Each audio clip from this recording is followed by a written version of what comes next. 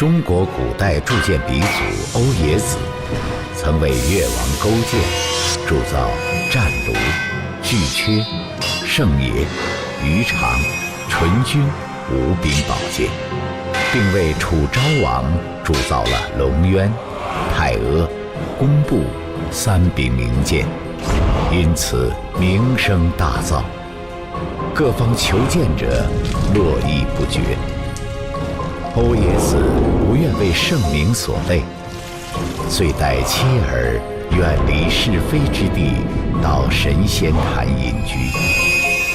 为了自保，他用自己的鲜血花了5年时间，铸了把锋利无比、削铁如泥的宝剑，取名仙侠剑。欧家自此改姓欧阳，世世代代守护仙侠剑。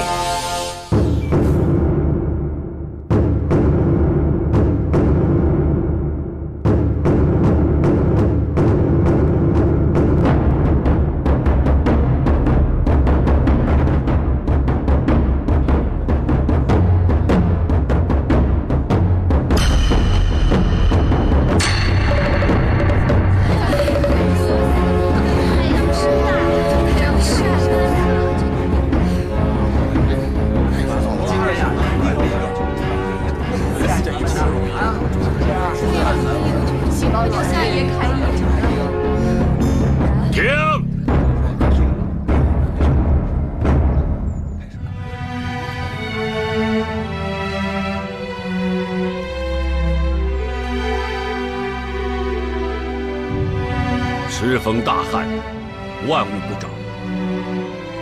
本官身为一县之主，实在难辞其咎。但百姓何故？今日竭诚祈雨，盼老天爷施恩垂怜，降下甘霖。灭旱魃，则万物。本官定当重德修身，以谢天恩。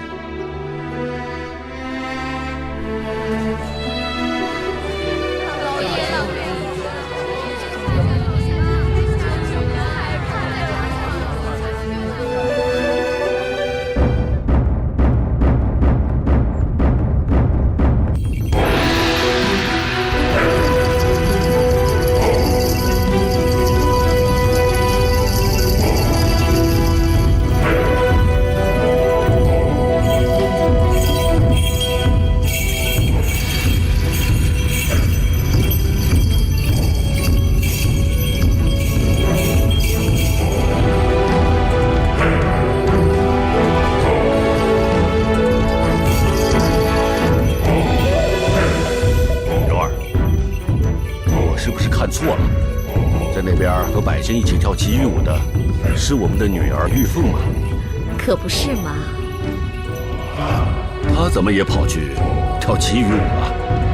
你也知道玉凤生性好动，难得有这么热闹的场面，怎么少得了她呢？别担心了，让她玩去吧。来。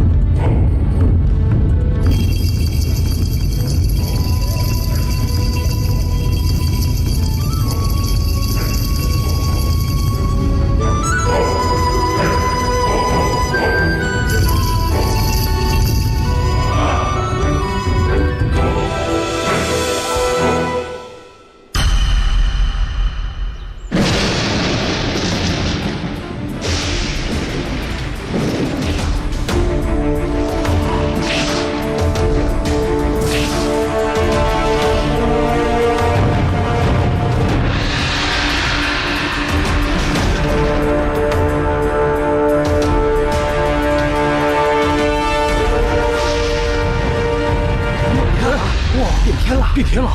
来下去看。变天了！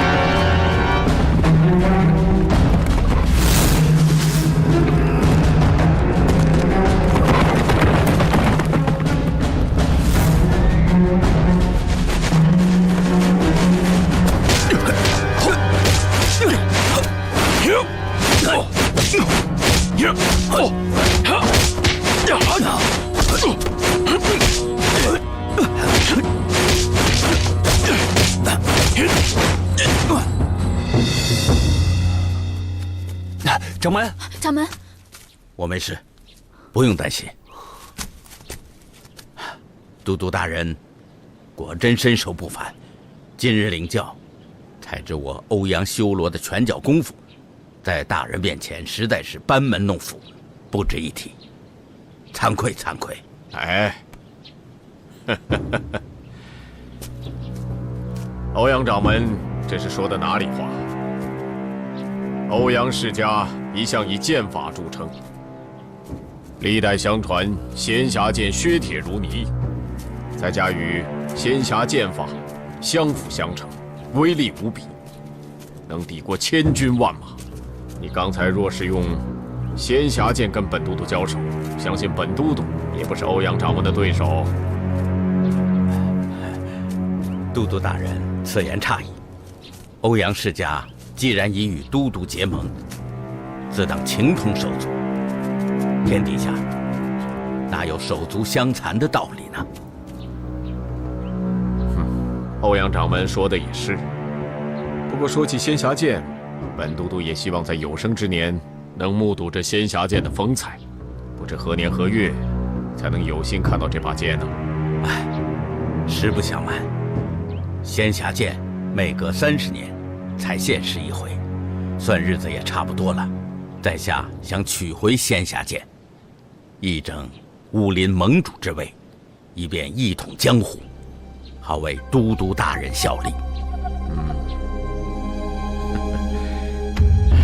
欧阳掌门跟本都督果然心意相通。既然如此，本都督祝你早日登上武林大位，到时候你一定要助我一臂之力。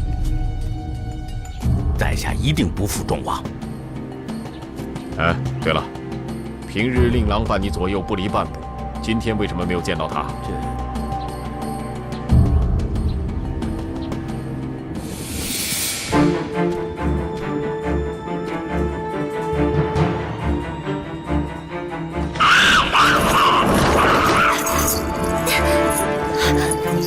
喂，金面蝠，快让我抓到你吧，我们就有水喝了。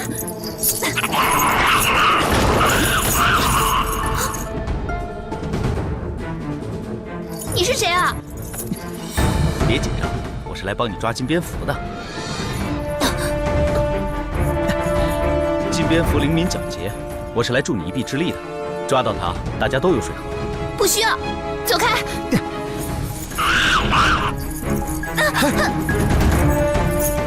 别碰我！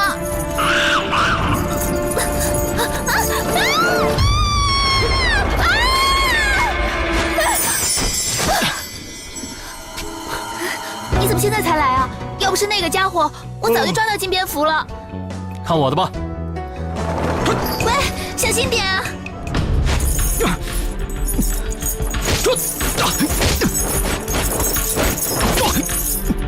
你为什么要跟我争？我看你追不上，就来帮你一把。帮我，那要看你有没有那个能耐。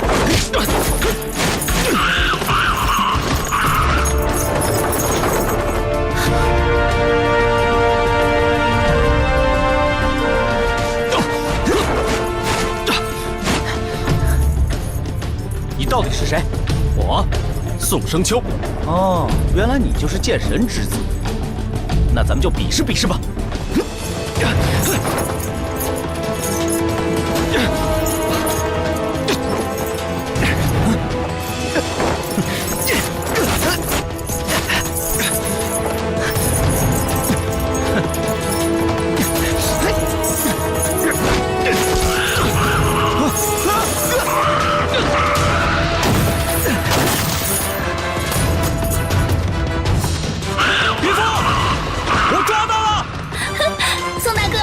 回去吧。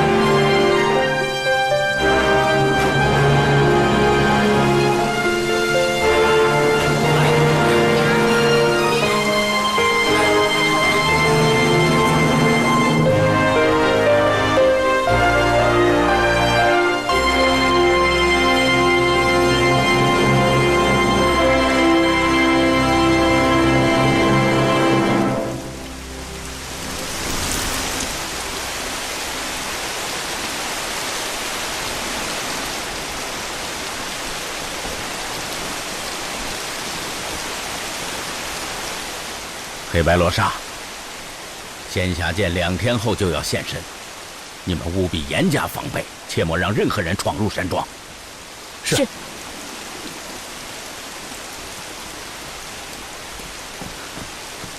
爹。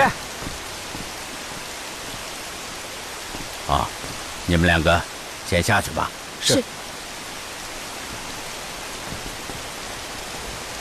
爹，轩儿，不是叫你随我一块儿去都督府吗？结果一转身你就不见人影了。我跟你说过多少次了，蓝都督是我们欧阳世家现在急需拉拢的对象。若是蓝都督对孩儿青眼有加，孩儿日后就能平步青云，少走10几年冤枉路，对吧？既然你都知道，为什么不见你人影？蓝都督面前，我都不好替你说话，真白费了功夫了。爹，您忘了，今天是何县令、何大人举办的祈雨大典。您平日里不是一直教导孩儿要暗地留心地方上黑白2道的大小事端，以备将来的不时之需吗？孩儿此次前去祈雨大典，也是秉承您的教诲啊。那个祈雨大典，只是何县令不得已而为之，你去关心这些小事干什么？这倒未必，爹，孩儿此次前去可大有收获啊。哦，说说。爹，孩儿年纪也不小了，也该讨一个门当户对的媳妇儿了。一来呢，为我们欧阳家传宗接代；二来呢，我也确实需要个贤内助，你说是不是？看来你这个祈雨大典没有白去。说说，你看上哪家的姑娘了？何府千金，何玉凤。哦。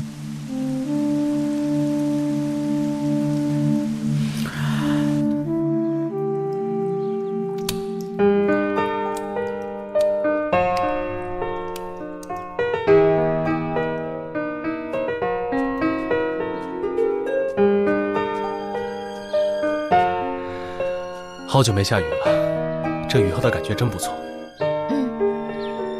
哎，这金蝙蝠怎么就让我轻而易举地抓住了呢？啊？你可别得意哦，没有我帮忙的话，你怎么可能那么轻易的就抓到金蝙蝠呢？是，谢谢玉凤姑娘的大恩大德。反正我觉得吧，我这辈子肯定是不能没有你了。但是我就不知道，你要是离开我，行不行？宋大哥。你干嘛这么说啊？今天抓金蝙蝠的时候，那个帮你的男子，我看他的目标可不在金蝙蝠，醉翁之意不在酒，他是在追求你吧？宋大哥，你可别胡思乱想啊！你看我们现在男未婚女未嫁，有人喜欢我也是很正常的。不过你放心，我呢是不会轻易变心的。不会轻易变心，那就是很有可能了。唉，我得抓紧，等我爹出关了，就请他马上去你家提亲，免得夜长梦多。这可是你说的，不许反悔哦。婚姻大事岂能反悔？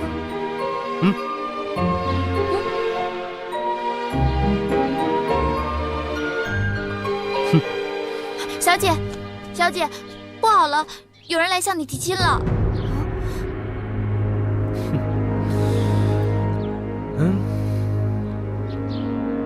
何大人，我们欧阳世家在地方上也算是名声显赫、有头有脸的人物。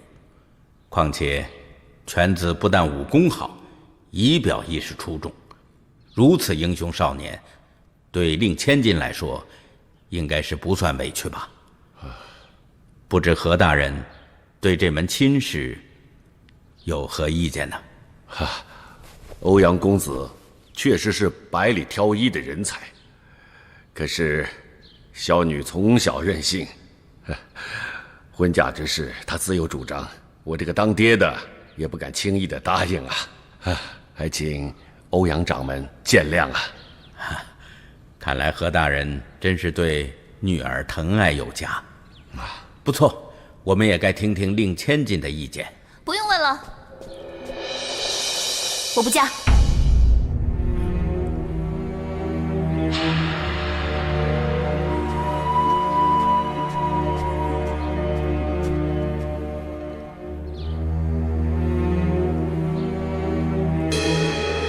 何姑娘，恕我冒昧问一句，欧阳世家自愿上门提亲，如果换做一般的姑娘，早就喜上眉梢了。为什么何姑娘却一口回绝？师伯，实话告诉您吧，其实晚辈早已有了心上人。纵使欧阳公子再怎么才艺双绝、家世惊人，晚辈都不会变心的。还请二位另寻亲家吧。欧阳掌门，小女年纪尚幼，心性未定，恐怕有负公子的错爱。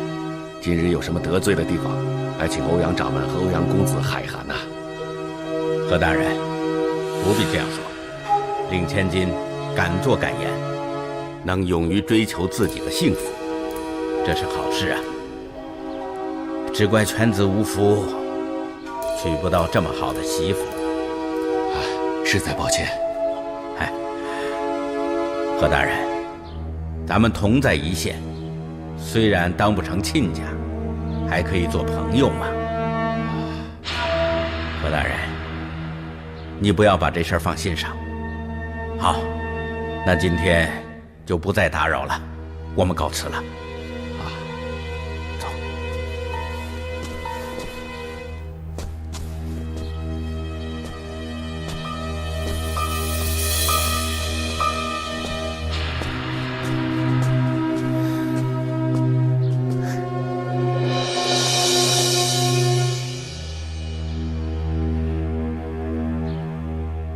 爹，我们欧阳世家在江湖上是何等地位，能看上他何继的女儿，是他们上辈子修来的福气，真是给脸不要脸，简直岂有此理！哼，他真把自己当回事了。爹，难道这口气我们就要忍下吗？那何继毕竟是朝廷命官，如果咱们亲自下手，恐怕不好善后。放心吧，咱们欧阳家的面子没那么容易给人家践踏。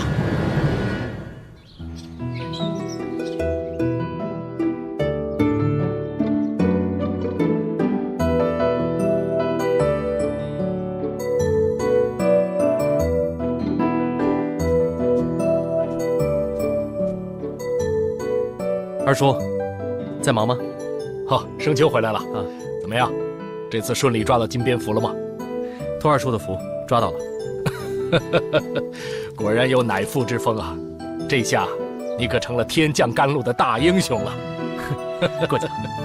走，陪二叔聊聊天啊。哎，对了，二叔，我爹还没出关吗？哎呀，这算算也才过去半个月，还早着呢。一闭关就要1个多月。我估摸他都把我跟我娘给忘了吧。生秋啊，你可别怪你爹，这武林盟主的压力可不是你我这等俗人能够体会的。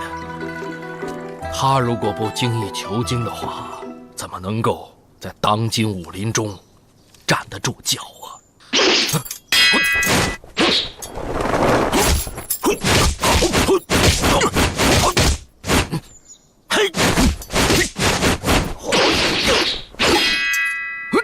二叔，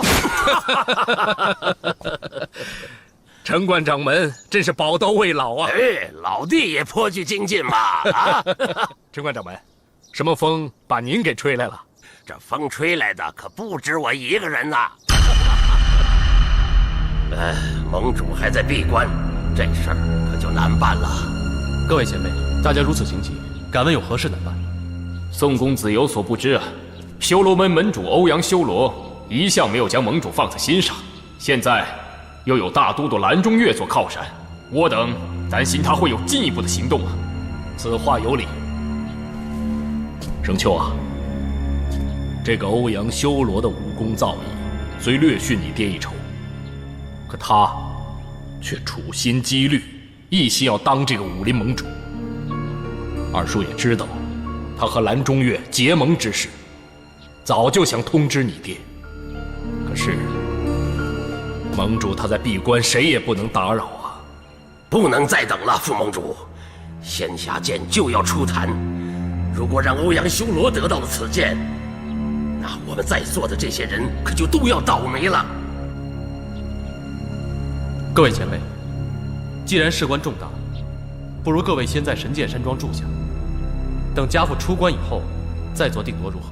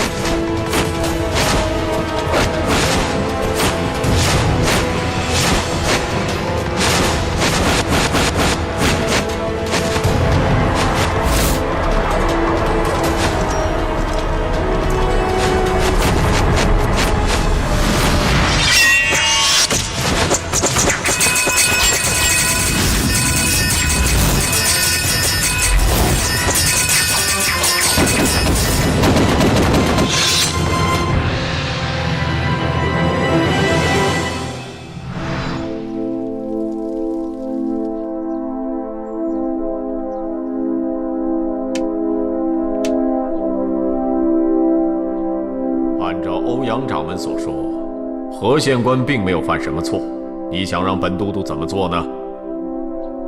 大人，其实这事我个人也可以处理，但我身为一个武林中人，只晓得用武林的手段，后果怕是大人所不乐见的。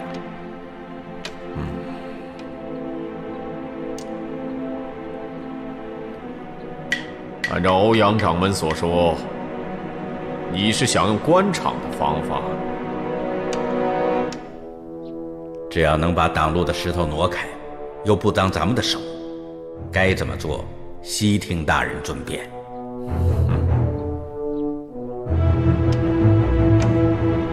大人承让了。欧阳掌门只想着搬走石头，忘记这里有埋伏了。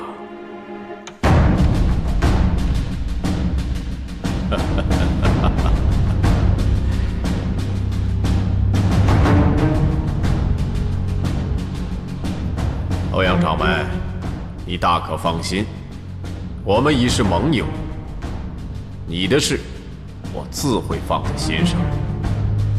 何县令即便有再大的能耐，但在我的眼中，只是大鱼吃小鱼而已。那在下先谢过大人了。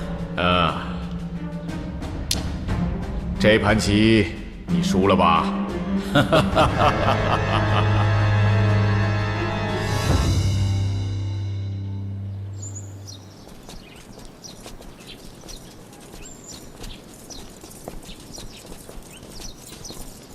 下官何忌见过都督大人，敢问大人有何要事？何大人，本都督收到密令，说这里有不法官员涉嫌贪污受贿，所以特来调查。都督大人，家父一向奉公守法，严于律己，绝对不会贪赃枉法，还请大人明察。雨枫，这个姑娘伶牙俐齿，想必就是何大人的掌上明珠何玉凤吧？确是小女。何姑娘，令尊清官美誉，本都督也听说过，所以请你放心，这次只是叫何大人到本都督府协助调查，我相信很快就会没事的。大人，如果只是协助调查，怎敢劳烦您亲自带兵前来呢？夫人，我只是随大人回府理清案情，去就回，不用担心，是吧，大人？何夫人，何大人为官清廉，一定可以全身而退。何大人，请。爹，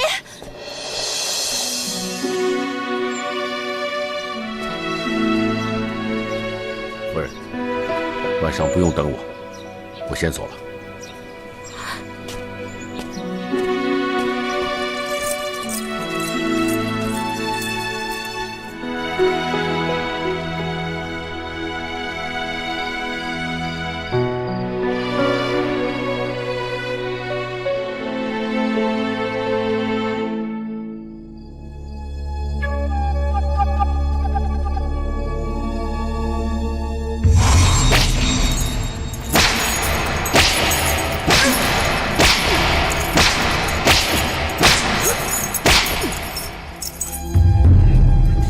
何大人，我看你还是乖乖画押吧，何必受这种皮肉之苦呢？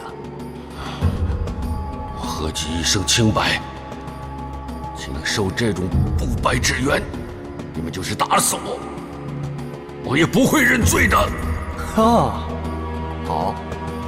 何大人，那要是被这鞭子打死，可别怪在我头上。给我接着打。是。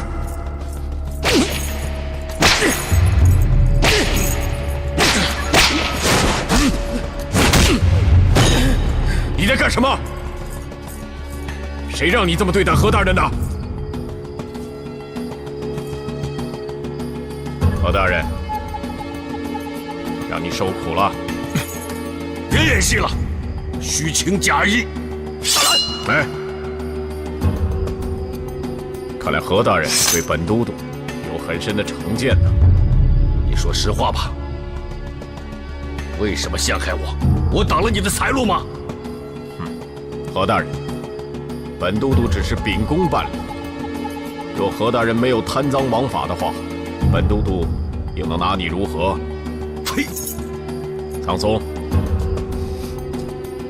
何大人为官清廉，可是远近驰名，你不能对他无礼，听到没有？知道，大人。还有，这个事情一定要彻底查清楚，不能冤枉何大人。知道。何大人，本都督还有事情，我先走了。你去哪里？是谁叫你陷害我的？给我回来！给我回来！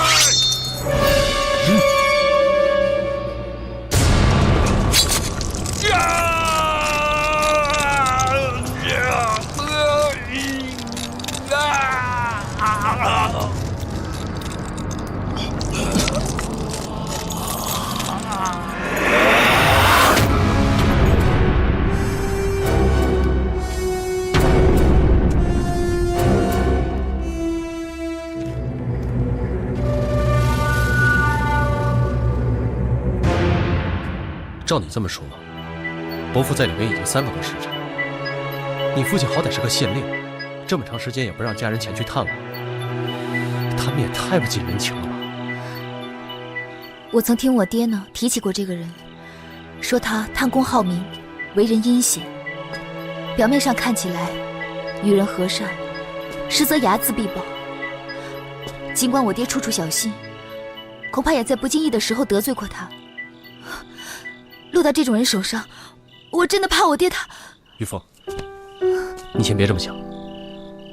我们神剑山庄有几个弟子在衙门当差，我先把他们派过去，让他们了解一下伯父的情况，我们再做定夺吧。多谢宋大哥，为了我们家的事，这么麻烦你。什么你们家我们家，往后我们都是一家人，你所有的事都是我的事。宋大哥，我还有另一件事情想请你答应。只要你说的我都会做。我希望我们俩的婚事，你暂时先不要提。为什么？眼下我爹被缉拿下狱，恐怕这一次会牵连甚广。就算能救出我爹，也不是轻而易举的事。宋大哥为了我家的事，已经很尽力了。我不想你因为我而耽误了自己。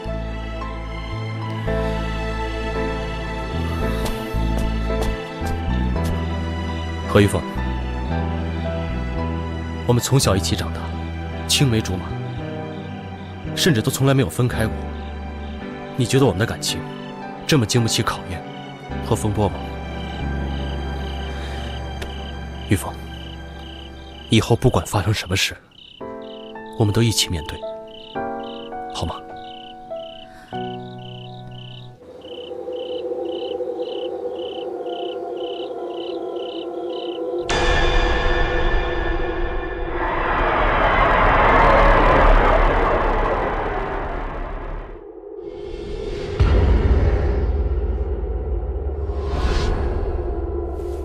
各位，仙侠剑乃当年欧冶子穷尽毕生之力所铸，此剑法更是威力无穷。我想大家都应该听说过，得仙侠剑者，武林之霸也。现如今仙侠剑即将现世，教主，请派蓝衣去夺得此剑，以振我魔教雄威，让那些所谓的武林正派向我魔教俯首称臣。金大毛，你我同为魔教5大长老之一，我在这里给教主提建议，你不吭声也就罢了，为何取笑于我？蓝英，你的武功在魔教还算上得了台面，不过就凭你一个，怎么可能对付得了整座欧阳山庄？若真是派你一个人去，怕是剑没拿到，还得让我们去给你收尸。金大毛，你为何总是跟我唱反调？怎么样？我说的是实话。你。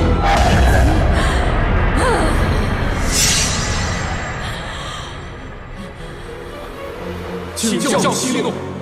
仙侠剑还未现世，你们却在这里内讧，你们可真有本事！启禀教主，蓝鹰长老虽略显冲动，但用意可嘉。教主，何不就派我等5大长老成此大事？有我等联手，仙侠剑势必手到擒来。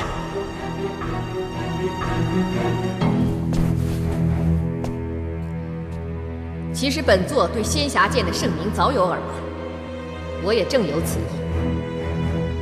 就依照你所说的，2日之后夺下仙侠剑。是。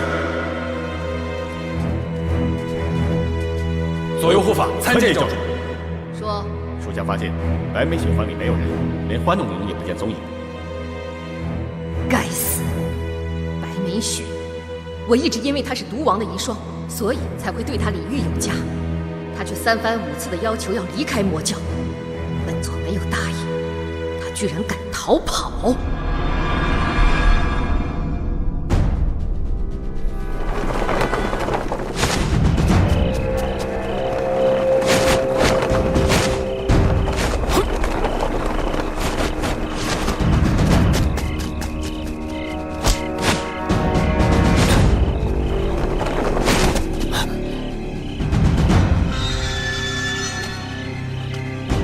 白眉雪，教主向来待你不薄。花时春死后，你已继承了毒王的名号，理当效力于魔教。如今说走就走，这是为何？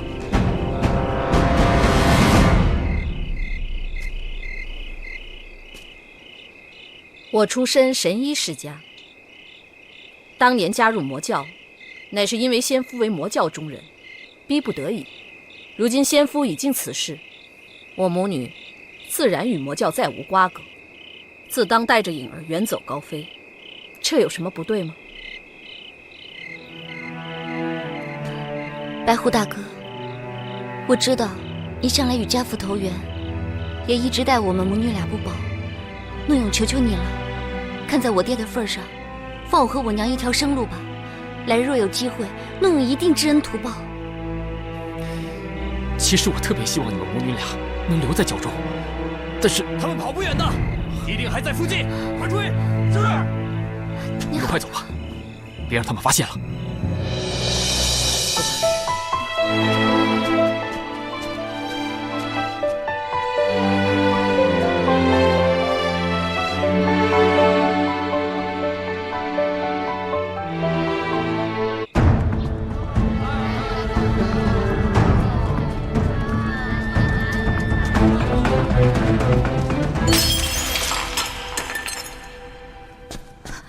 娘，你没事吧？没事。娘，你别太担心了，爹他一定会没事的。你别安慰娘了，来者不善，你爹这回落到蓝都督手上，怕是凶多吉少。你不也心知肚明吗？宋大哥，赶紧跟我走。我们为什么要走啊？来不及解释了，走。哎，你要带我们去哪里啊？边走边说吧，走。娘。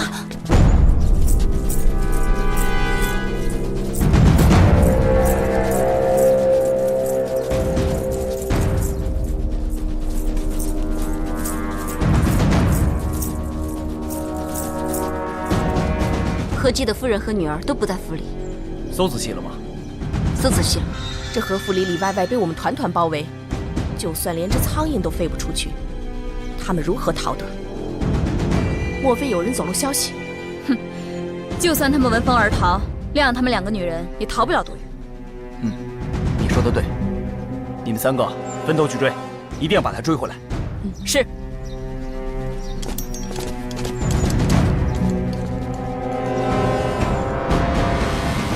这怎么可能？我不信，我不相信。娘，你先坐下。宋大哥，这不可能啊！我爹绝对不会认罪的。你这个消息是从哪里来的？会不会有误啊？我派人去蓝都督府打听的消息，详细的情况我也不了解，但是我相信何大人是遭人迫害，被逼认罪的。什么？而且不止如此，蓝大人还派人去抄了你们何府，看来是想将你们一网打尽，所以我才急着把你们带出来。不行，不行，我要去找蓝都督理论去。玉凤，你冷静点。你现在去的话，不但救不了你爹，你也可能回不来了。没错，盛秋说的对，娘不许你去。可是，难道任由他们诬陷我爹吗？你听我说呀，这回要不是有盛秋帮忙，我俩难逃此劫。咱们得留着命，才能想办法证明你爹的清白。只是，咱们母女俩如今成了逃犯，要是让人知道咱们躲在这里的话，一定会连累到盛秋啊。不，这你不用担心，我这儿很安全，你就安心在这儿住下。等我爹出关了，我让他主持大局，一定给何大人洗脱罪名。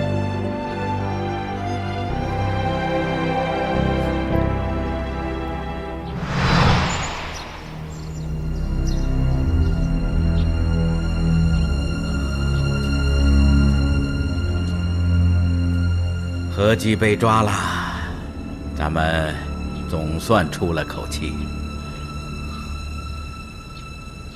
怎么，还不开心？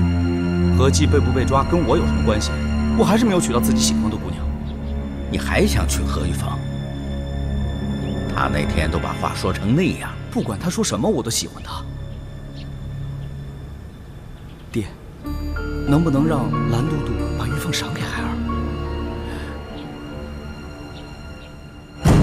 什么？跑了？属下该死，请大人恕罪。你们100多号人，怎么连2个妇道人家都抓不住？你们怎么办事的？属下亲自率人包围何府，想必何姬妻女早有耳闻，早就连夜逃走了，否则插翅也难逃。但大人请放心，属下已经派人查抄何姬所有的亲朋好友，一定会把他们抓回来。既然他们早有准备，怎么可能投靠他们的亲友？这个。他们母女既然在一起，应该跑不了多远。按说早该露出蛛丝马迹了，他们肯定藏在哪儿了。快带人去搜。是，属下现在就去。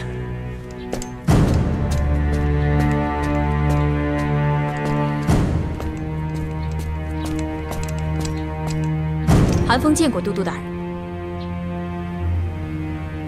说吧。禀报大人，欧阳父子求见。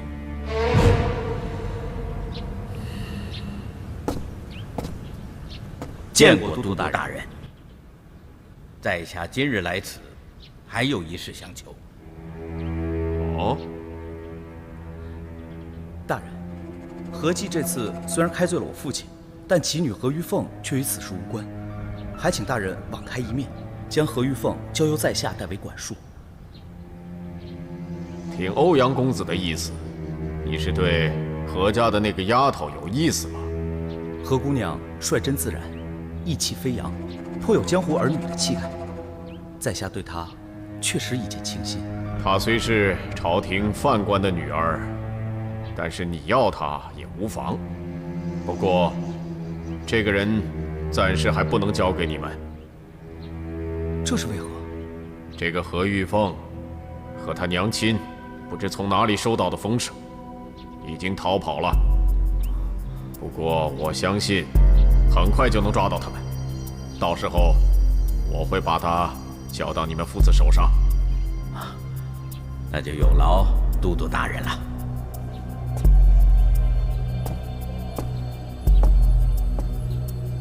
欧阳掌门，听说仙侠剑明天就要出坛了，你们需要多加派人手，因为此事事关重大，我可不想见到仙霞剑落在其他人手上，徒增变数。不敢劳烦大人，在下已经派手下严加防范，请都督大人放心。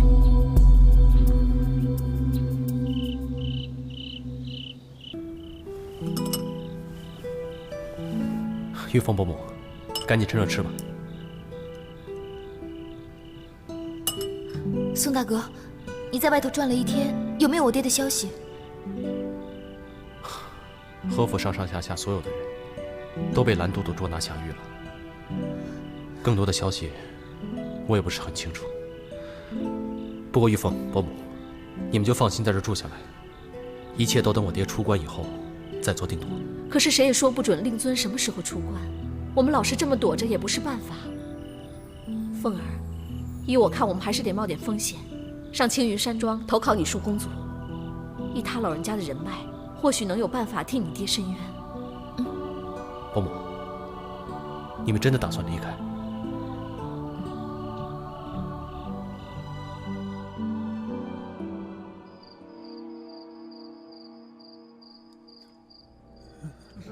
怎么办？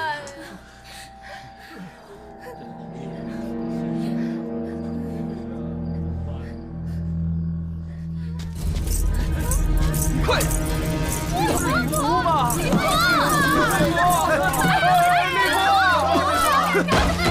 是啊，我被冤了！别喊！怎么样？有没有人告诉我夫人跟小姐的下落？都不知道是吧？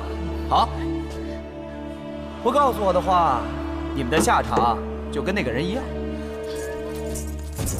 你这走狗，竟敢草菅人命！哼，何大人，你尽管骂吧。你养的那些人，如果还是说不出夫人和小姐的下落，我就一天杀一个，我看他们能撑多久。不要为难他们，要杀要剐，冲本官来好了。何大人，这可由不得你呀！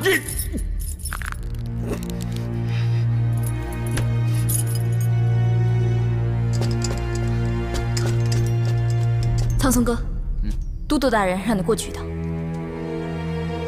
走。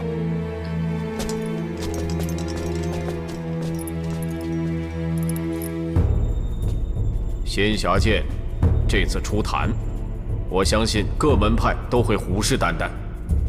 你们各领500人马，好好的把欧阳山庄给我严严实实的看好。无论如何，不能让那些鼠辈得到仙霞剑，知道吗？是。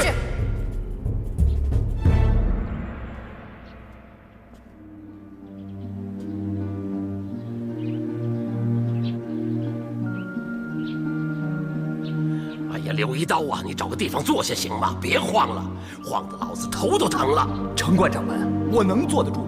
仙霞剑马上就要出坛了，可盟主到现在还没出关的迹象，这可怎么办好啊？就是，怎么办呢？能怎么办？只能等盟主出关。那万一盟主不出关呢？万一欧阳修罗拿着仙霞剑来对付咱们，那可就糟了。依我看，咱们还是别等了，现在就去神仙坛。阻止欧阳修罗夺取仙霞剑。说得对，我们先把仙霞剑抢到手，等盟主出关以后，再由他来处理。好，好，事已至此，我倒是有个想法。来，大家听我说，主子这。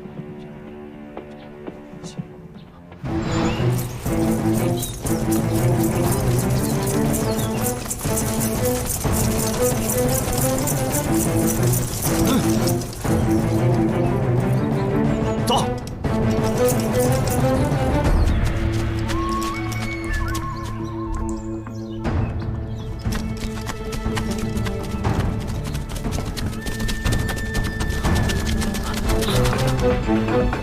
在那儿，走。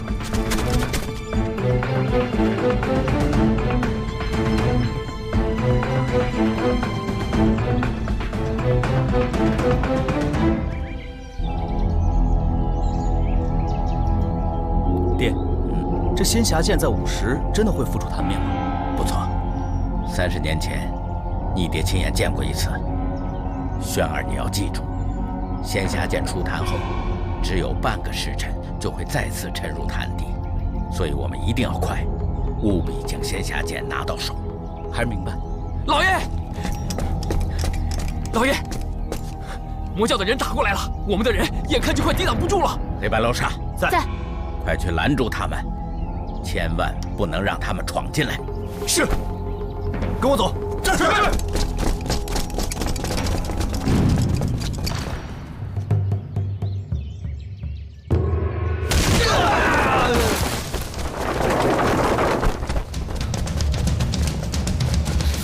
敢闯我们修罗门，上！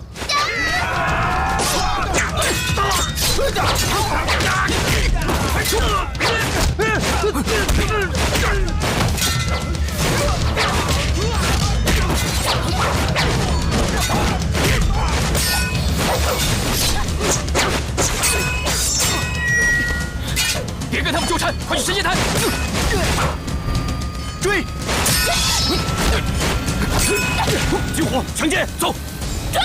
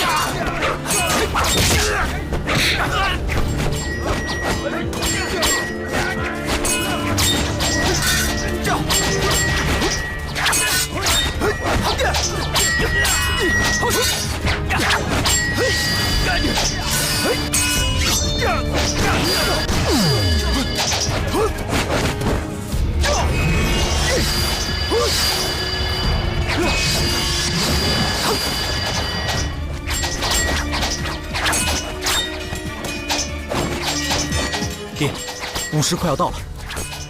轩儿，剑下剑要出坛了。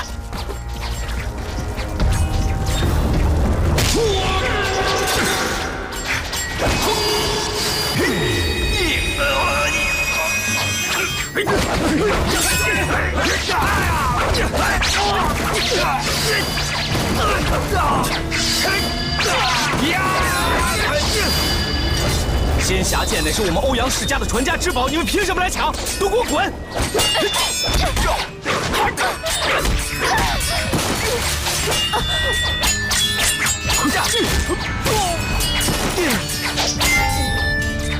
岂有此理！你好好守住神仙坛，别让他们拿到仙霞剑。这些邪魔歪道，就让爹来收拾吧。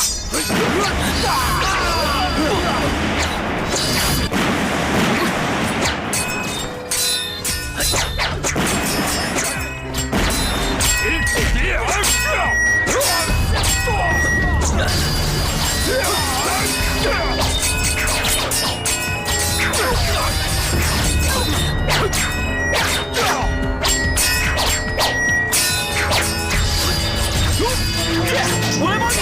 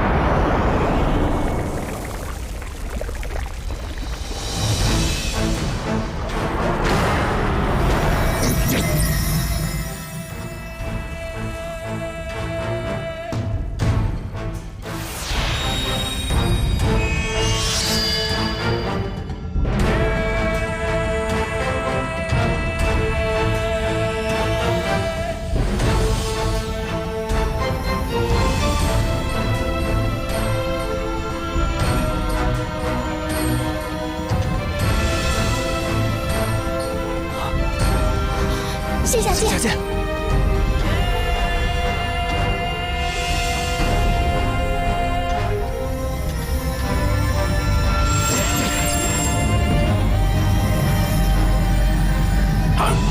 好机会到了，抢！走！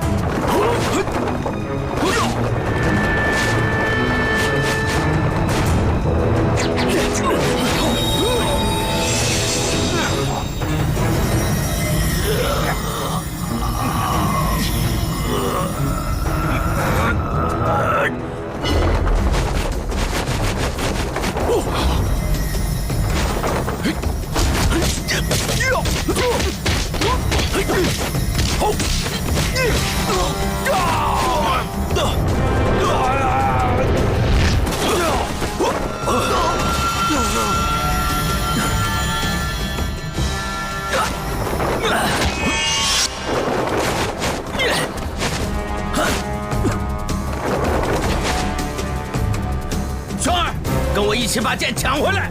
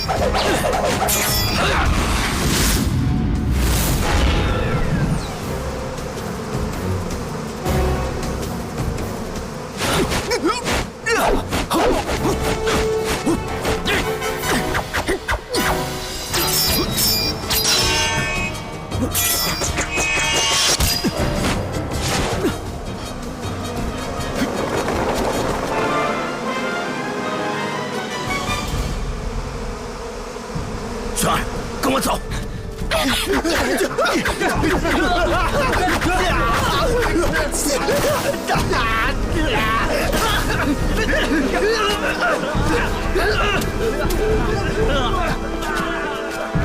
跟着那个蒙面人，抢回线下剑。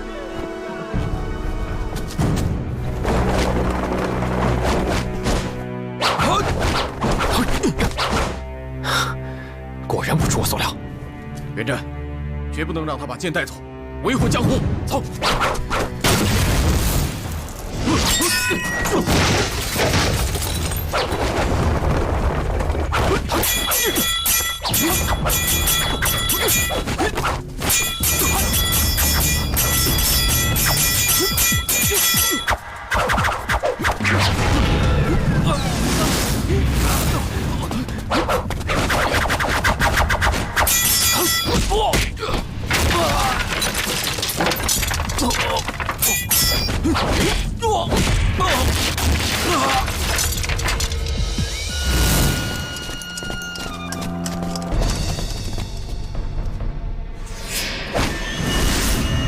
看你往哪儿跑！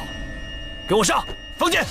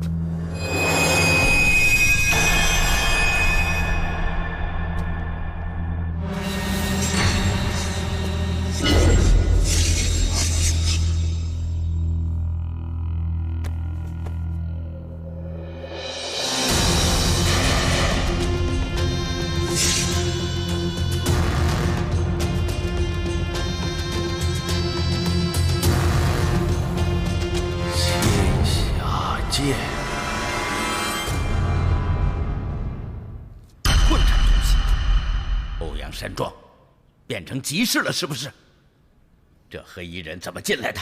拿我们修罗门当什么了？我嘱咐你们严加看守，你们看中什么了？爹，您受了伤，千万别生气。我能不生气吗？我们欧阳家世世代代守护的传世宝剑和剑谱，就在我们面前被抢走了。你让爹还有什么脸去面对列祖列宗啊？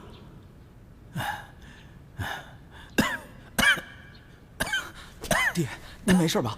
我先扶您坐下吧。来，没事，慢点，没事。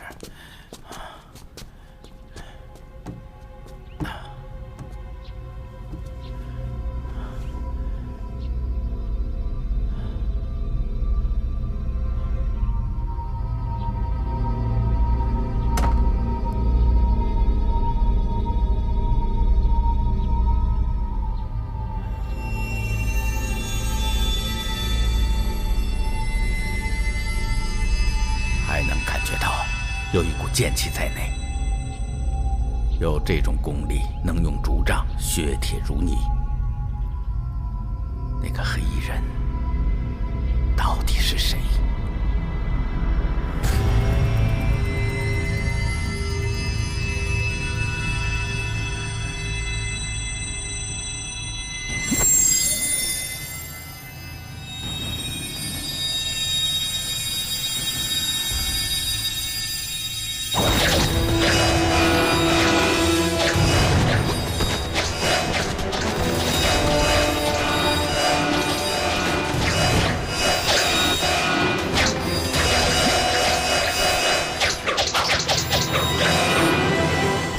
请都督大人恕罪。没用的东西！给你们那么多兵马，居然连一个黑衣人都抓不住，还被他抢走了仙侠剑。我还要你们干什么？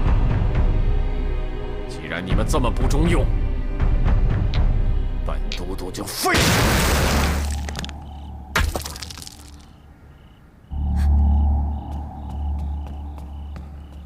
爹，这究竟出什么事了？怎么发这么大火？你不知道，仙侠剑就在这几个饭桶面前被抢走，我能不生气吗？原来是因为这事儿啊！苍松，还不赶快向我爹赔礼道歉！啊！属下知错，请大人治罪。这不就行了吗？爹，你看，他们已经认错了。好了，走吧，我们去打猎了。好了，不要胡闹了。爹奖罚分明，这次他们办事不力，爹一定要惩罚他们，别替他们说话了。哎，我可没替他们说话啊，我只是觉得苍松这次护剑失败，也是情有可原的嘛。啊？此话怎么说？爹。自打这仙侠剑传出出事的消息，哎，武林的这些掌门呐，还有魔教的那个教主，不都打算要来抢这把剑吗？爹，你说这苍松能是他们的对手吗？这个爹当然知道，所以爹将都督府一半的兵力都给了他们，结果呢，他们还是一败涂地。但是爹，你说这黑衣人在强敌下，竟然轻而易举地把剑拿走了。想必武功确实厉害，你就是给苍松千军万马，那也只能是徒劳而已呀。你这个鬼灵精，按你这样说，还是爹不对了。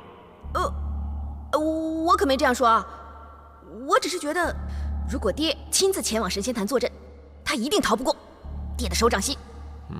但是爹的身份不适合去那种地方，单凭苍松他们自然镇不住场面了。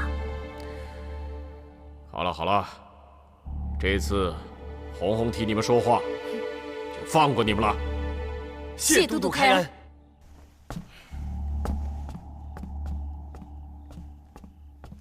你们都起来吧。谢都督。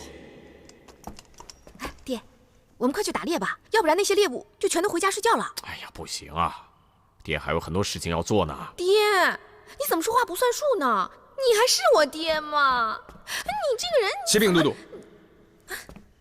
又怎么了？回小姐，何姬在牢房胡闹，非要见都督大人。死老头！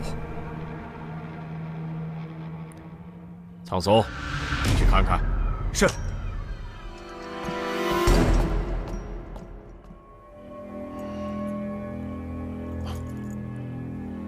我要见蓝都督，我要见蓝都督大人。走，快走！老实。何大人，我劝你还是省口气吧。我是清白的，我没有贪污，我的下人也是无辜的。我要见都督，我要问清楚，为什么他要陷害我？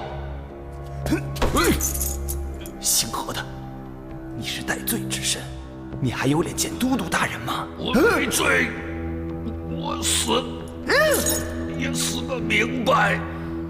既然他想死个明白，大人，那本都督就成全他便是。你既然已经认了罪，画了押，还喊什么？省省这口气吧！啊，你喊给谁听啊？卑鄙小人，你用这种肮脏的手段想逼我认罪，你错了。哼，死到临头还冥顽不灵，堂堂县官竟敢贪赃枉法，这可是株连九族的重罪，本都督绝不宽待。等何大人一家团聚以后，我就送你们一起到阴曹地府继续伺候何大人。不要，不要，大人，就算我犯了株连九族的罪，也犯不着杀我的下人呢。放了他们吧，放了他们，啊！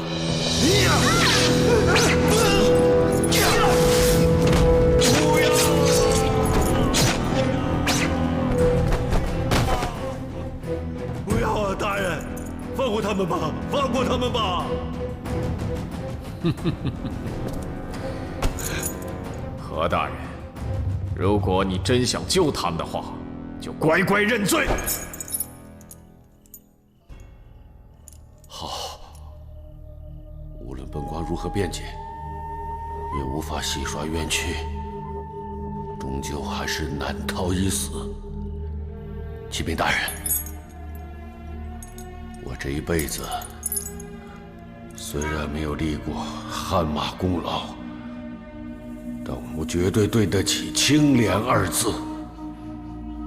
你们花了那么多的功夫，也只是想要我这条老命。好，我给你们，但是求大人放过我的家人和我的下人。现在我以死明志，证明我的清白。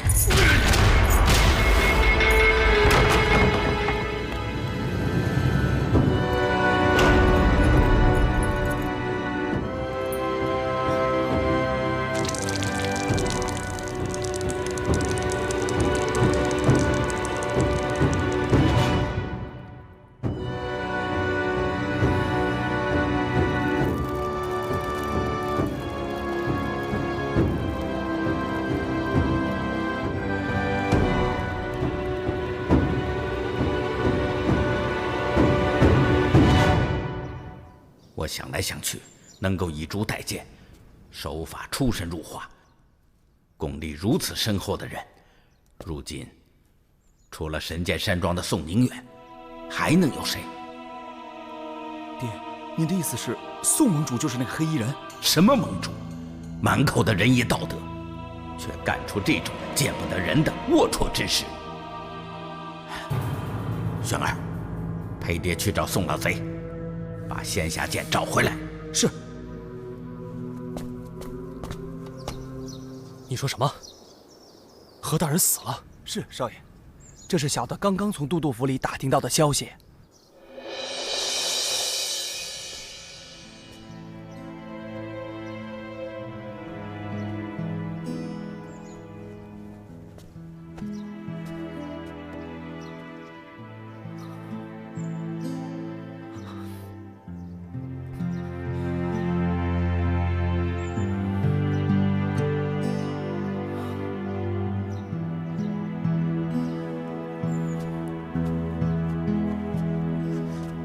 大哥，你来了。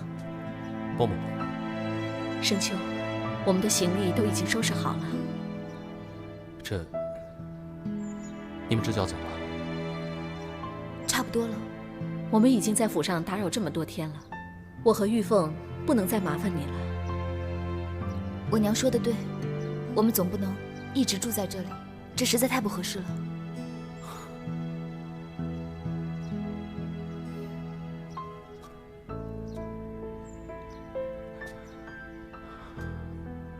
玉凤，宋大哥，你怎么了？脸色怎么这么难看啊？好了，时间不早了，我们天黑之前要是到不了你叔公祖那里，那可就麻烦了。那我们走吧。我送你们。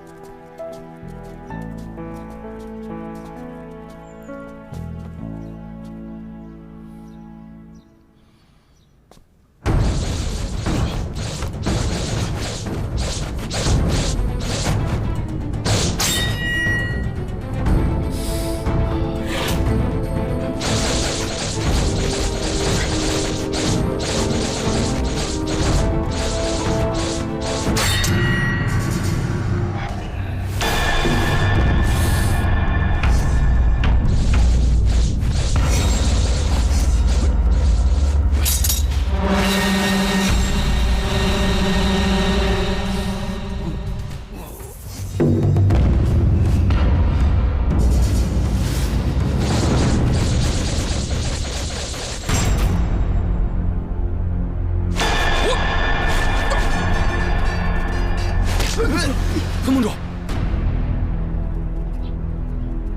欧阳掌门，我们神剑门和你们修罗门相无瓜葛，你何必如此伤和气呢？废话少说，快叫宋宁远出来！我们盟主不便见客，你有什么事，跟我说也是一样的。哼，这事儿你恐怕做不了主。宋宁远盗走了我们欧阳世家的仙霞剑，快还我们仙霞剑！你简直是胡说八道！我们盟主这几日连山庄大门都没踏出去一步，怎么可能去抢你们什么仙霞剑呢？你少装蒜！我手上可是有证据的，仙霞剑就是被宋宁远给抢走的。别再用闭关的借口来包庇他。我再说一次，叫宋宁远滚出来！我还是那句话，我们盟主不便见客。那就别怪我们父子俩不客气了。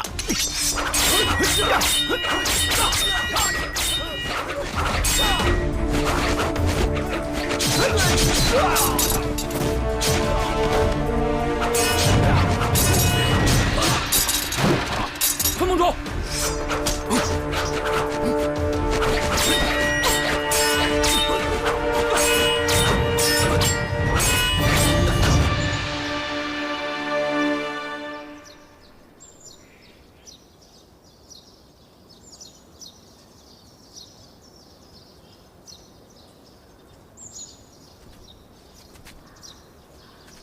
盛秋，到了这望夫崖，离你们山庄也有一段距离了，你就送到这儿吧。你的心意，我和凤儿都明白。凤儿，我们这一走，也不知道什么时候才能回来。你和盛秋有什么话，就赶紧说吧，娘到前面等你。慢点，娘。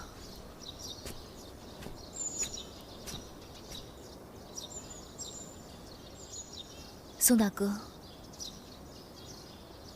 今日一别，等下次再见面，也不知是何年何月了。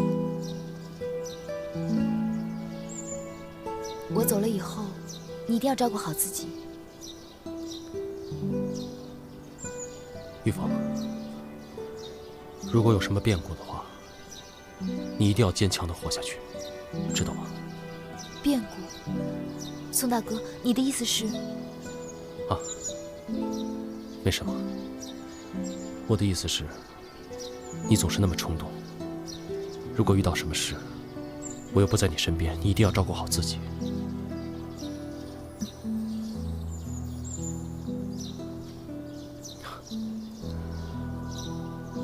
今天我在集市上看到这个簪子，上头有只凤凰，跟你的名字很相配，我买来送给你，希望你喜欢。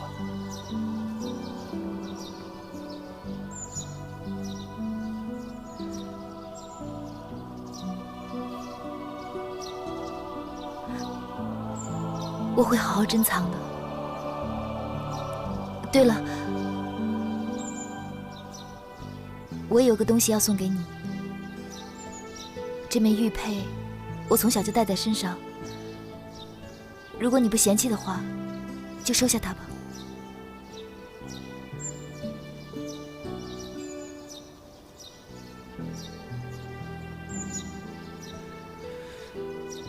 我一定会好好珍藏的。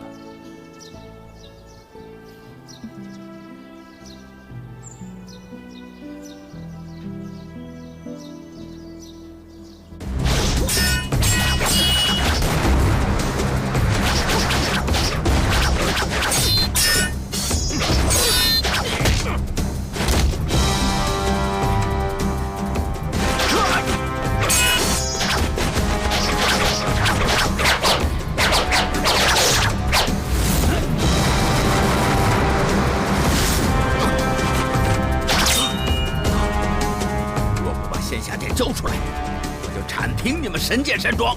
休想！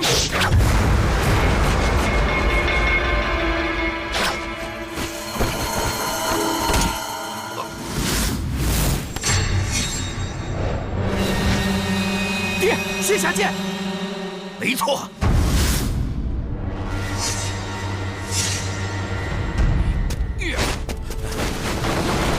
孙儿，在这儿拦住他，我去追。是。呀！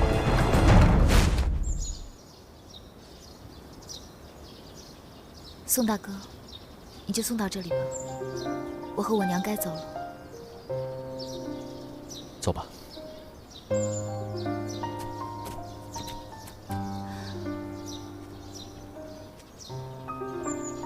宋大哥，世事无常，倘若以后我们两个断了音讯的话，便约定在每年的8月15，到这望夫崖来聚首，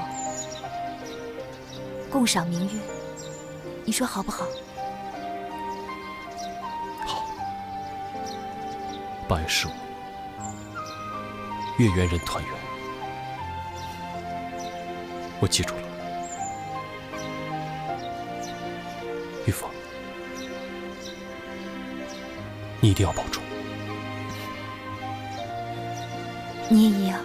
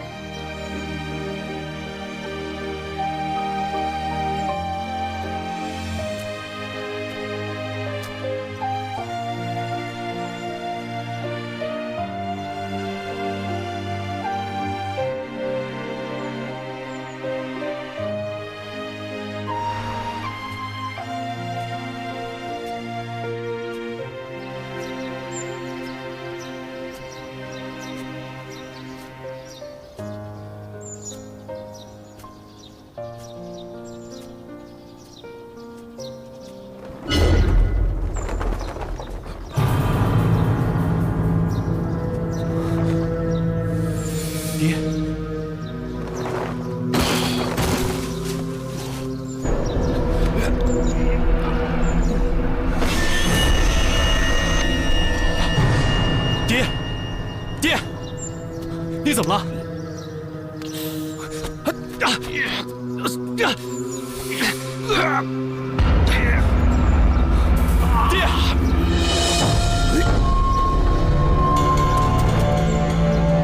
爹，你怎么了？啊！爹！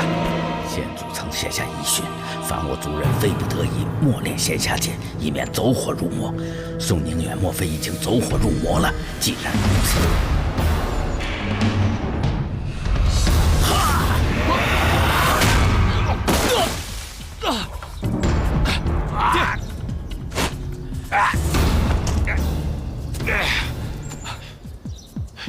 欧阳修罗，你为什么打伤我爹？哼，这个要问你爹。宋宁远，快把仙侠剑交出来！这就是仙侠剑，爹。宋宁远，你是强弩之末，只要你把仙侠剑还给我，我可以饶你一命。你做梦！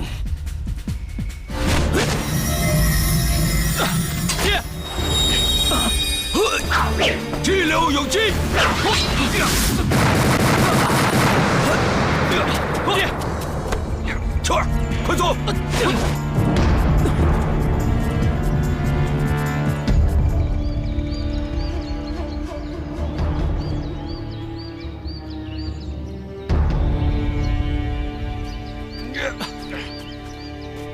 爹，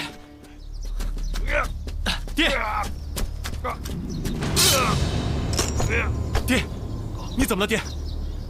爹，爹修炼仙侠剑，没想到走火入魔了，导致体内真气涣散，越来越不受控制。爹的命不久矣。爹，你别这么说，你不会有事的。爹，爹，爹的身体，爹自己知道。秋儿，听话，快坐一下。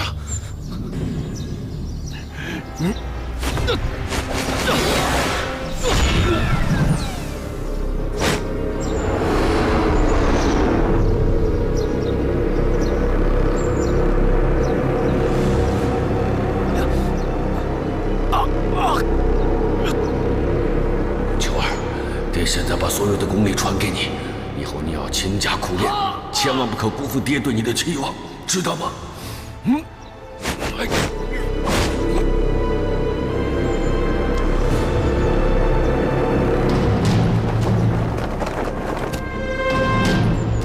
看来你已经把所有的功力都传给你儿子了。还我仙侠剑！嘿！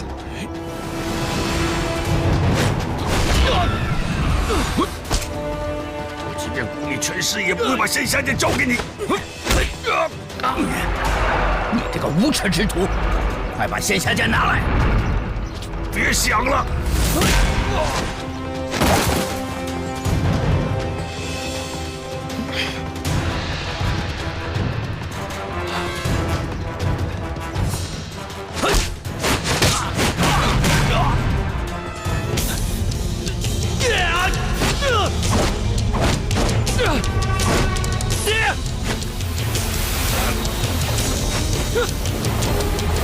秋儿，快走！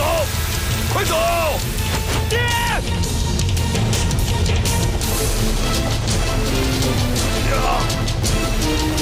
快走！爹！快走！爹！怎么了？娘，我好像听到宋大哥的声音了。你别胡思乱想了，咱们离望夫崖也有半天的路程，怎么可能听见深秋的声音呢？时候不早了，咱们赶路吧。走吧。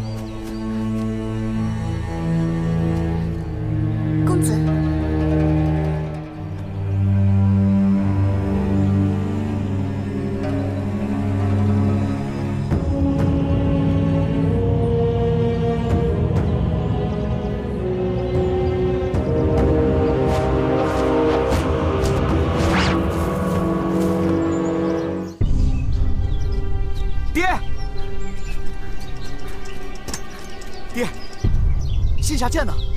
宋宁远父子和仙侠剑一起掉下悬崖，我们赶快回去，叫人到山底下找，一定要把仙侠剑找回来。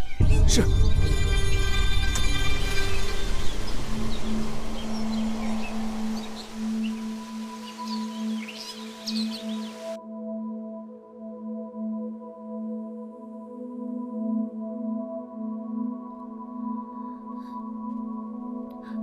娘，他怎么样了？此人脉象混乱，体内竟然有2股真气，其中1股真气极为强悍，应该并非此人所有。这股真气他无法驾驭，使得原有的真气在要脉大穴产生抗御，导致气血逆流，意识不明。那会怎么样呢？他会不会永远都醒不过来啊？他原本的那股真气太弱，快要抵挡不住外来的那股真气了。如果放任不管，不出7天，他的5脏6腑都会化成血水，会四肢爆裂而亡。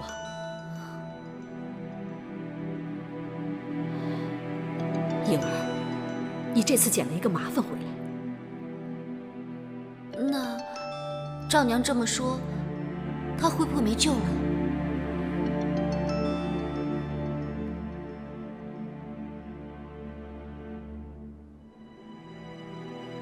居然能让你踩到断肠草，这个人的运气真不错。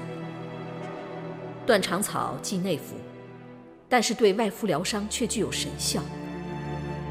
再加上我倾尽毕生精力研制的药方，可以暂时压制他体内那道狂乱的真气，减少对5脏6腑的冲击。哦，原来如此。那他得在药泉中浸上多久啊？究竟要泡多久，我这会也说不准了。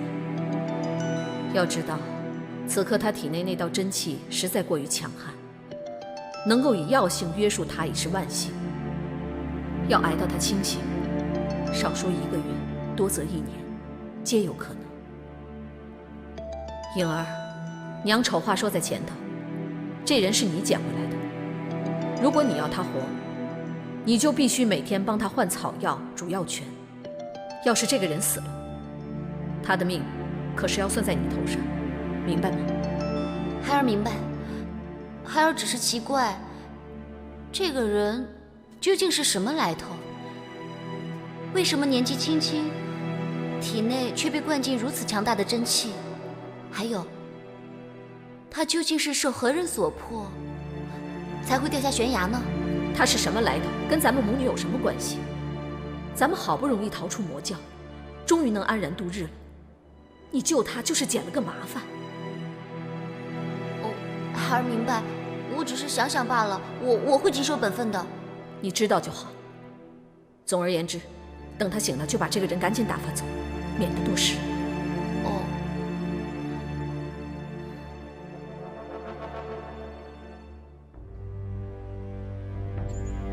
不可能啊！别说盟主，就连副盟主宋公子都没在山庄，没凭没据的，咱们怎么能断言盟主已经走火入魔呢？嗨，这乃是神剑山庄的弟子亲眼所见的，应该没错。真是怪哉呀！这仙侠剑刚刚失踪，就传来盟主练功导致走火入魔的消息。哎，你们说这2件事是不是有什么关联呢？城关掌门，你这个推断是不是太武断了？你们这群人总算还有明白人。欧阳掌门，你刚刚说什么？我说你们都蠢。我告诉你们，抢走仙侠剑的人，正是你们的宋盟主。简直胡说八道！你是不是想仙侠剑想疯了？找不到仙侠剑，你就诬赖在我们盟主身上，这未免也太可笑了吧！诬赖？我刚刚就被宋宁远拿着仙侠剑指着呢。爹，少跟他们啰嗦，咱们去找那狗贼，把剑讨回来。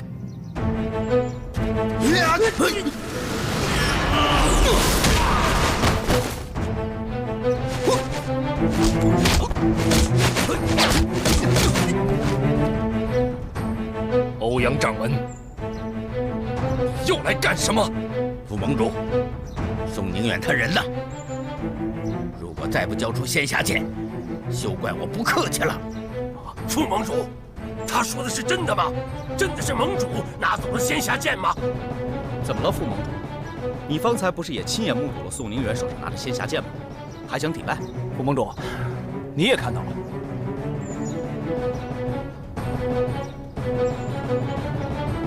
诸位，请诸位稍安勿躁，我大哥还没有回来，这其中也许另有隐情啊！隐情？宋宁远已经走火入魔，这就是偷练仙侠剑最好的证据。不如你把人交出来，我们面对面的跟大家有个交代。不好了，副盟主，盟主他盟主怎么了？盟主怎么了？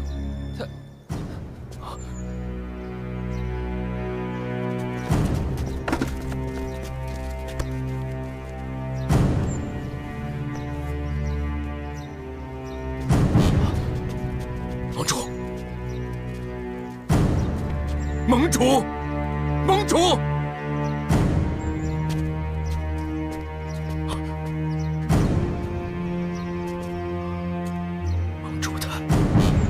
盟主他死了。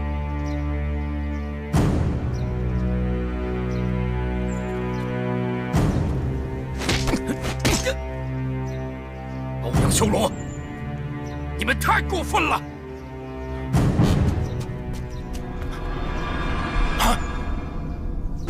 阎罗掌！啊！欧阳修罗，分明是你们害死了我们盟主！等等，此事必有蹊跷。这阎罗掌印就是最好的证据。你们还有什么好说的？你们竟敢对盟主下如此毒手！笑话！我让宋宁远把仙侠剑还给我，他就乖乖就范吗？我是打了他一掌，他就拉着宋生秋一起掉下悬崖。现在尸体却出现在这里，仙侠剑却不见了，这分明是有人栽赃。什么？你说生秋他？宋生秋他自己突然冒出来救他爹，我们也没对他动手啊，还敢狡辩！盟主和生秋是被你们逼下山崖的，对不对？对不对？你抢走仙侠剑，还要杀人灭口，我这就给盟主和生秋报仇雪恨！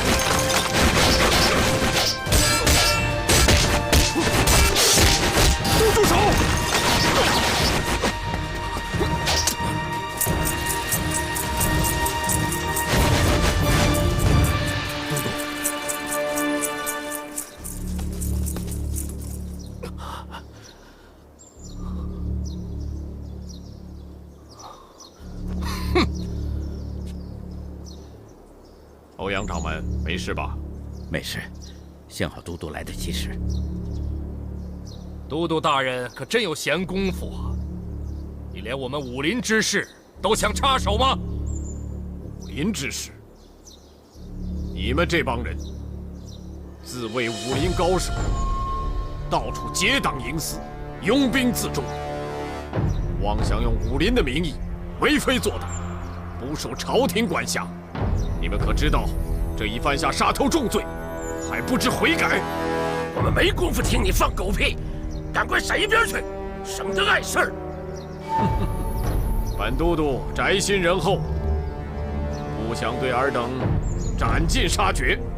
只要你们归顺朝廷，本都督会奏请皇上，让你们将功赎罪。你们要是不从的话，到时候有什么后果，你们自己要想清楚。给朝廷做狗，那是畜生的勾当。不过，你做的倒是挺称职的嘛。住口！本都督给你们3天期限，3天之后，要是你们不归顺朝廷的话，到时候别怪本都督手下无情。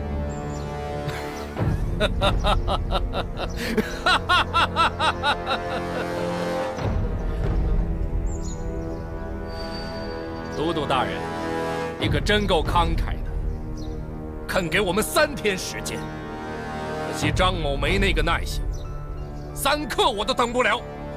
欧阳父子杀了我大哥，你要是把他交出来，可以饶你们一回，让你们安然离去。要是本都督不肯呢？那就休想离开山庄半步。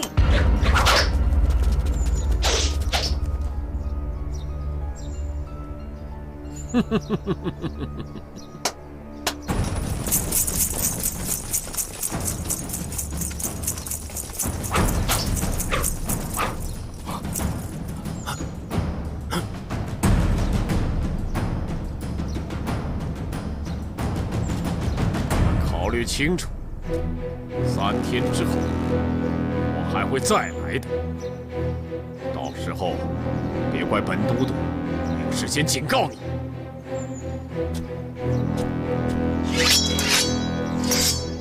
欧阳掌门，我们先走。是。哼。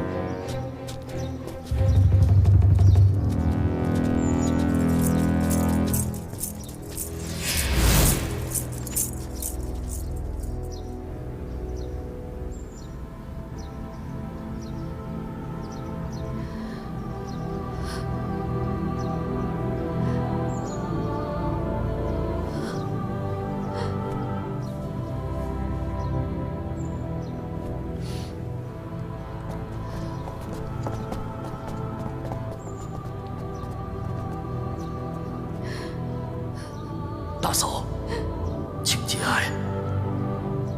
这到底是怎么回事啊？说来话长啊。哎，夫人，请节哀，我们一定会替盟主报仇雪恨的。没错，盟主一向都很照顾我们大家的，这笔账我们一定要跟修罗门讨回来。盟主的后事，如果需要我们帮忙的话，还请夫人尽管开口啊。谢谢，谢谢大家，谢谢各位。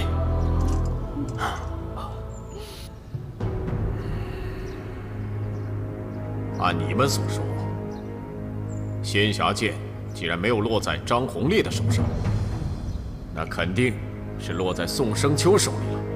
不错，我认为只要把握住这2个人，仙侠剑的下落就能见分晓。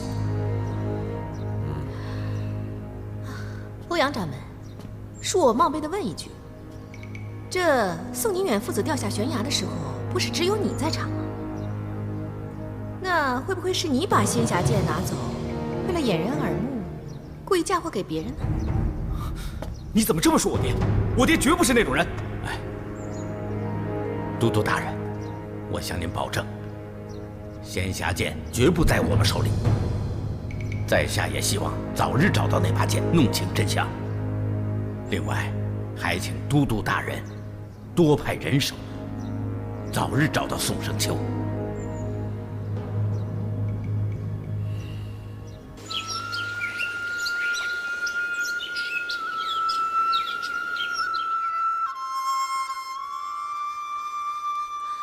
虽然我娘叫我不要多问，但人总有好奇心的吧。怎么说，我也算你半个救命恩人了。等你醒过来，就告诉我究竟发生了什么，好不好？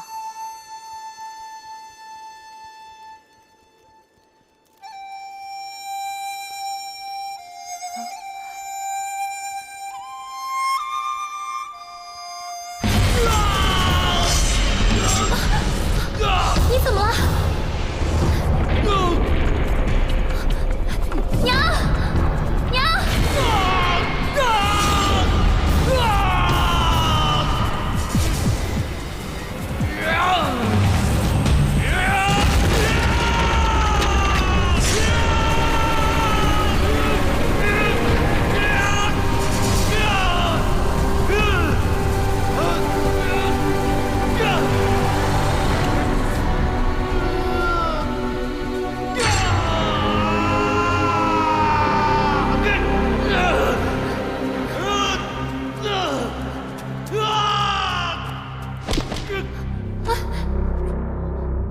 娘，他到底怎么了？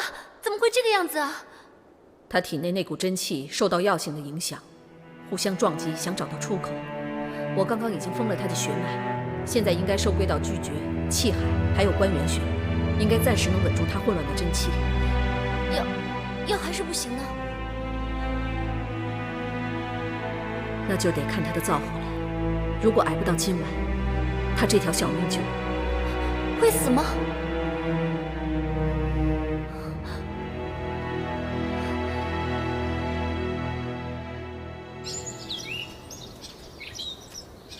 娘啊，舒公主到底是个怎么样的人啊？为什么我们要走那么远的路去找她帮忙呢？你舒公主她是个隐退江湖的武林高手，人人都尊称她为邓九公，也有人叫她无招大师。听起来好像很厉害的样子。不过她老人家性子有些古怪，一会儿要是见到她，可不要乱说话，机灵些，知道吗？哦。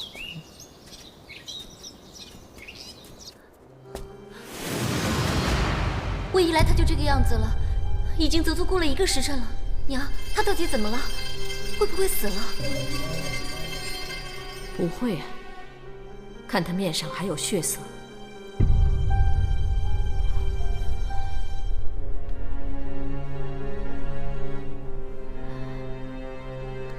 不可能啊！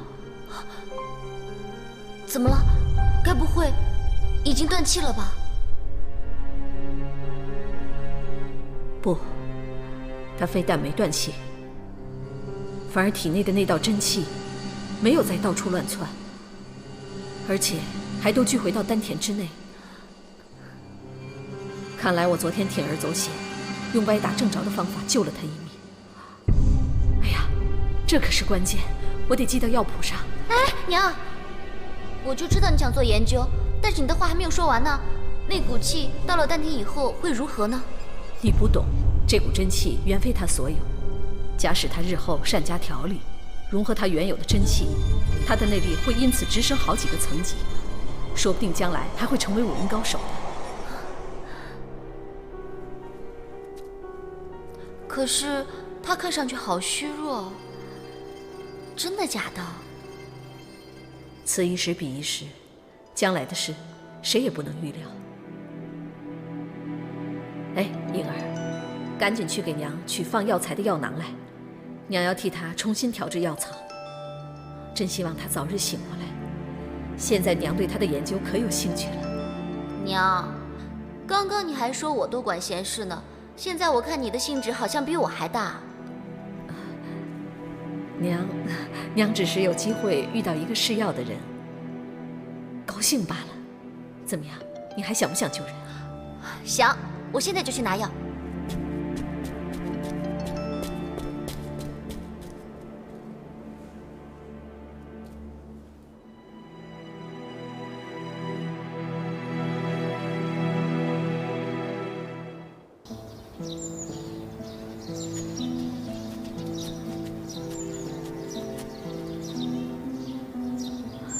好多年都没有来，一切竟然都没有变。那我们快点进去吧。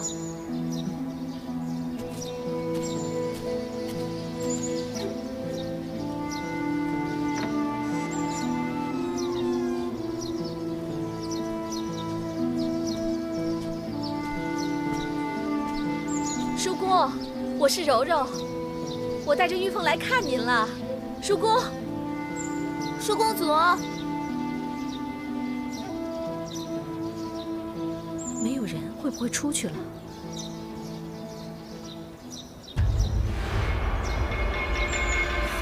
娘，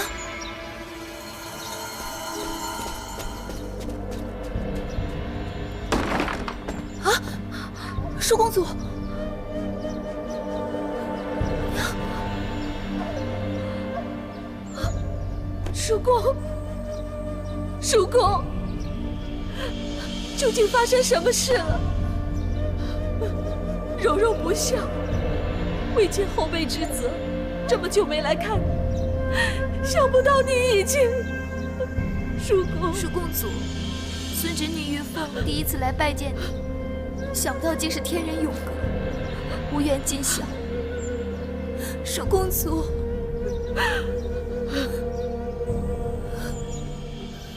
叔公，会这么想就对了，好好将这感觉铭记于心吧。舒公主，您不是死了吗？还什么死了？哎呀，别这么咒我行不行？这叫归西大法，你都没听说过？哎呀，哎呦，练个功就把你们吓个半死。原来如此啊！归西大法，归随有鼻，而悉之以耳。凡言归西者，当以耳言也。叔公啊，您练功就练功，也别这么和我们开玩笑呀！我们娘俩差点没被您吓死。哼，有道是子欲养而亲不在，我就是要提醒你，要时常回来看我这个老家伙，说不定哪一天我一口气上不来就蹬腿了。嘿嘿嘿，到时候你在那呼天喊地、呜呼哀哉，可就真的没用了。哎，这位是我的孙侄女玉凤。凤儿见过舒公主。想不到长这么大了啊！你爹还在当县官吧？叔公，何计他出事了？什么事儿？我爹被蓝都督押进都督府，说是为了查什么贪污的案子，至今已经被关了半个多月，却一点消息都打听不到。舅公，舅公，舅公！哎呀，这什么事儿啊？舅公，舅公，这什么事儿？你快说呀！你快说，别哭天喊地。我买菜的时候听说何计何大人畏罪自杀了。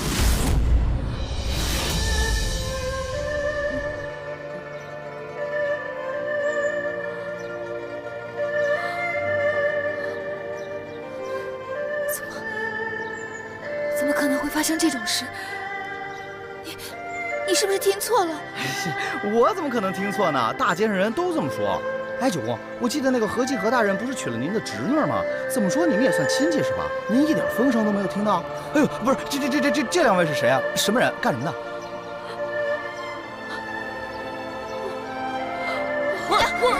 娘！哎呀，你看你愣着干什么？还不快扶进去！哎呀，这，走。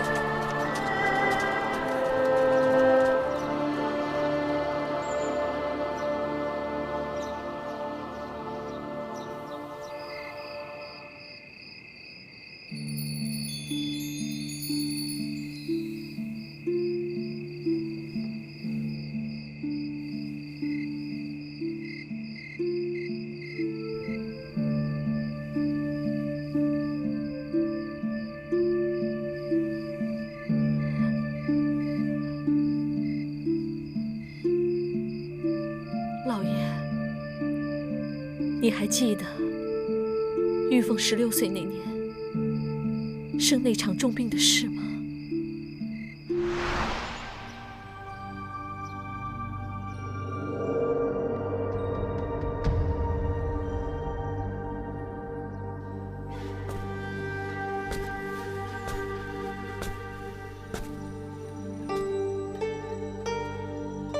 凤儿情况怎么样了？依旧没有起色吗？大夫已经来看过2、3趟了。他说这一回害风寒的人都病得很严重，烧了又退，退了又烧。凤儿这2日总是在昏睡中。大夫说，只求病情不要恶化，就属万幸了。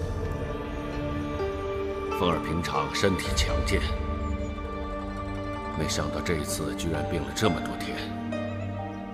你待在家里可要好好看着她呀。你这话什么意思？难道你就让我一个人照顾她？凤儿可是咱们2个的女儿，她都病成这个样子了，你还要出门？家里还有下人嘛。其实，又不是你一个人在照顾她。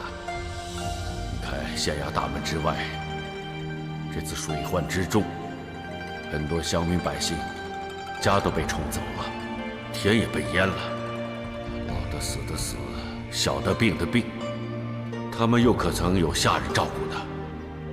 我身为父母官，我不去帮他们，天底下还有谁能帮他们呢？你这话说的，实在是有些过分。你心里就只有黎民百姓，看他们受苦受难，你就心疼。那我呢？我和凤儿，在你心里还有没有位置？凤儿躺在床上病痛难挨，你就一点感觉都没有。说到你的痛处，你就无话可说了。你知不知道这几年我嫁给你，过的是什么日子？家里大事小事，都是由我来拿主意。你每年的俸禄，也就才10几担，每次开仓赈灾，还要自己贴买贴粮垫银子。你在百姓眼里是个青天大老爷，可你没有想过，家里的孩子大了也要穿衣吃饭，害得我每个月都要捉襟见肘。这些事你想过没有？你也不想想，你一出去就是10天半个月不回来。这些事我跟谁商量去？我明明也是有丈夫的人，别人的丈夫都在自己身边，我呢？我的丈夫有和没有都一样。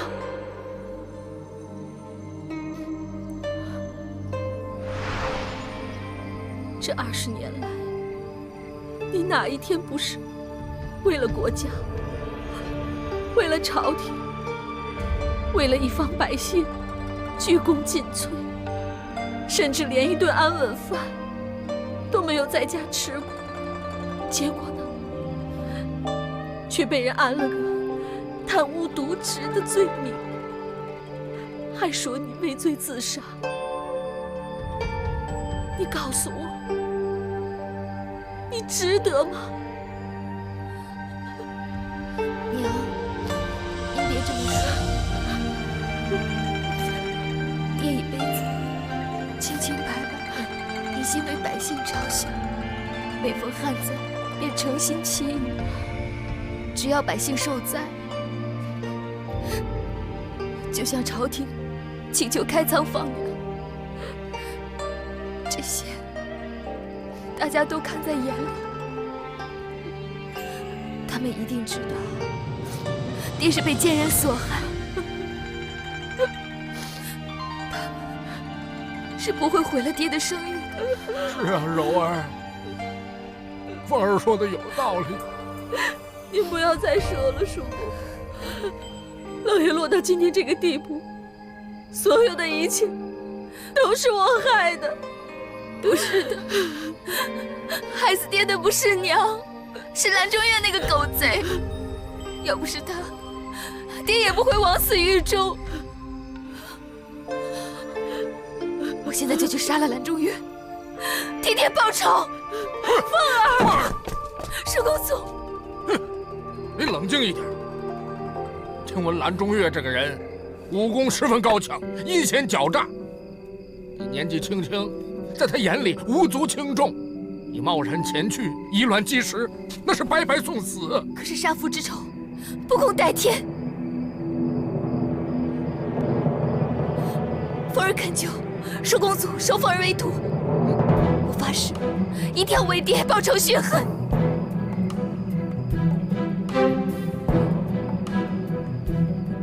不行，我从不收徒。叔公祖，这位姑娘，你这个愿望是美好的，可九公他不收徒弟。我想拜九公为师很多年了，别说武功了，就连做菜，我都是自学成才的。叔公祖，看在我爹的份上，难道你就不能破一次例，收我为徒吗？叔公祖，求求您了，叔公祖。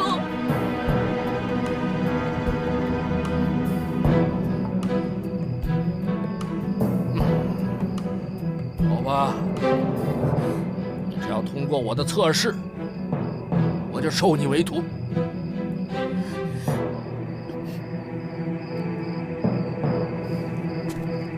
叔公祖，您给我这么一大桶豆子做什么？这跟测试又有什么关系呢？你只要能在1炷香的时间，把这里头的绿豆跟黄豆分开，我就收你为徒。怎么样？拜师学艺，你以为是一件很简单的事？如果你连这一关都通不过，那日后就别想有所成就了。不如早早放弃，本本分分的待在我这儿。不过是挑个豆子而已，这点小事还难不倒我。咦，你以为这是小事啊？1炷香时间让你挑出黄豆和绿豆，我挑了这么多年了，到现在还没拜九公为师呢。九公，要不咱给他换个姿势吧？咱们把黄豆和绿豆换成苹果和橘子，行不？门儿都没有！闭嘴！怎么样啊？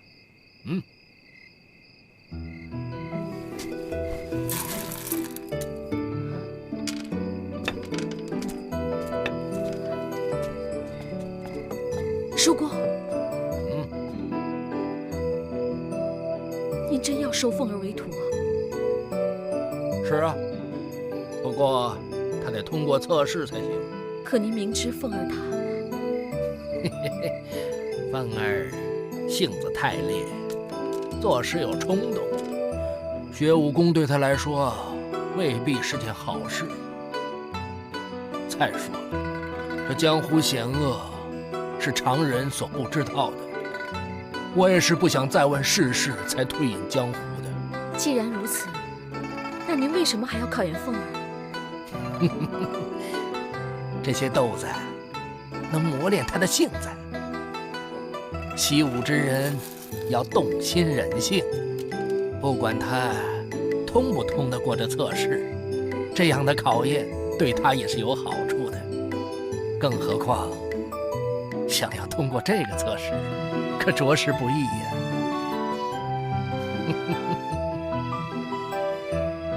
哎，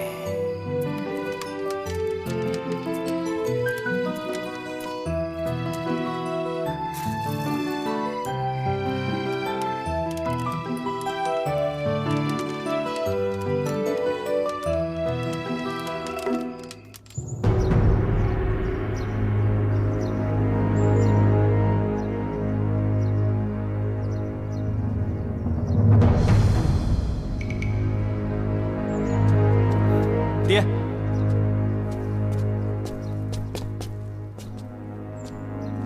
仙侠剑可有消息？完全没有。派去监视张宏烈的探子说，这些事情仿佛和宋宁远一点关系都没有，而且他们也没有发现任何与仙侠剑有关的蛛丝马迹。意料之中。还有没有其他消息？有，而且是个相当有意思的消息。说来听听。依探子所言，张宏烈对宋宁远的后事十分慎重，除了灵堂设置，就连沐浴更衣都不假他人之手。说是兄弟一场，理当送他最后一程。这可怪了，神剑山庄有那么多的门生和仆役可供使唤，却由一个副盟主屈尊降贵干这种事，这太不合常理了。那宋宁远的遗孀有什么反应吗？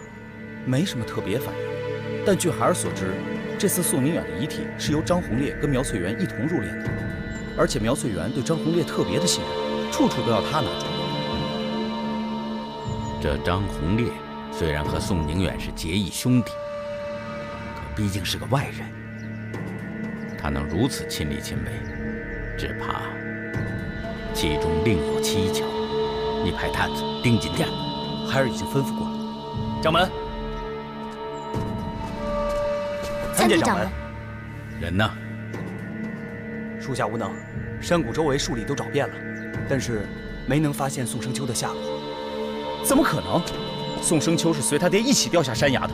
如果说还活着，就应该回到了神剑山庄；如果说死了，怎么可能找不到尸首呢？你们是怎么找的？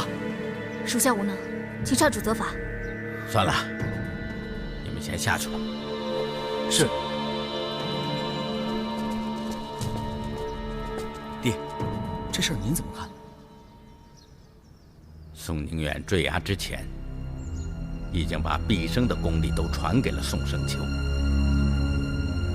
父子二人坠崖之时，仙霞剑确实还在宋宁远手里。现在宋宁远已死，按理来说仙霞剑就该在宋生秋手上才是。话是不错，可是这不能解释为什么宋宁远的尸体会出现在神剑山庄。他受过重伤，一个人绝对回不来。如果是宋生秋送他父亲回去的话，那他人现在何处？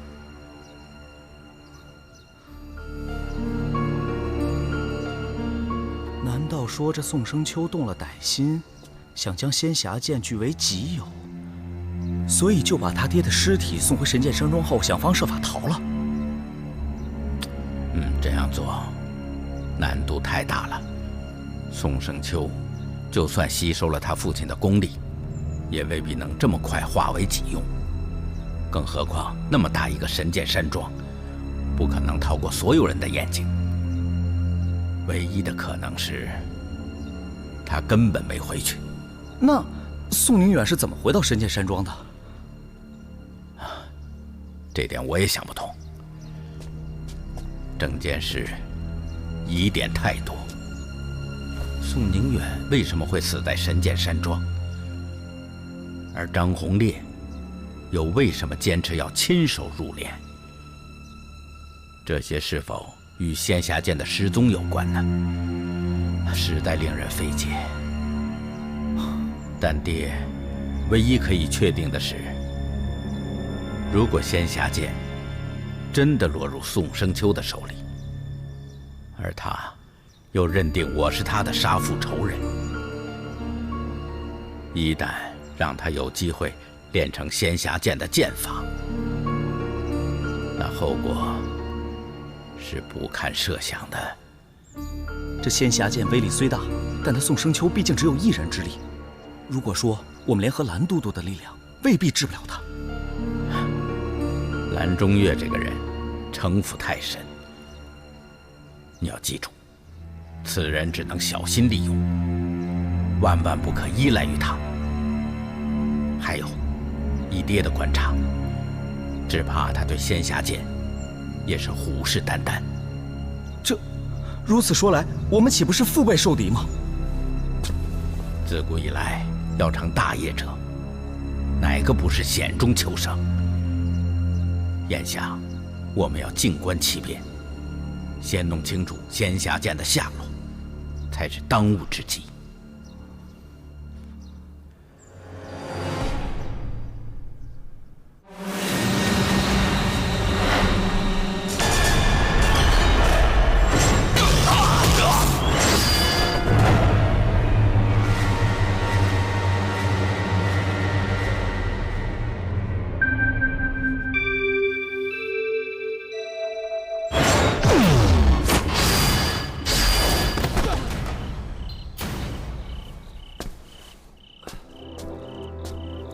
扎的是什么马步啊？连个马步都扎不稳，难怪你冲拳打得乱七八糟的。要说你是神剑山庄的少庄主，我还真说不出口。爹，冲拳和扎马步这种基本功夫，天天练能有什么用啊？你要是想让孩儿武功精进，就应该教孩儿神剑6式或者其他剑法。冲拳马步都是习武的基本功，那是锻炼你的体魄，让你的身体能够经得起千锤百炼的功夫。你自己该知道，这天下武功派系繁杂，为何唯独少林真人一招黑虎掏心，却没有人敢小觑呢？为什么？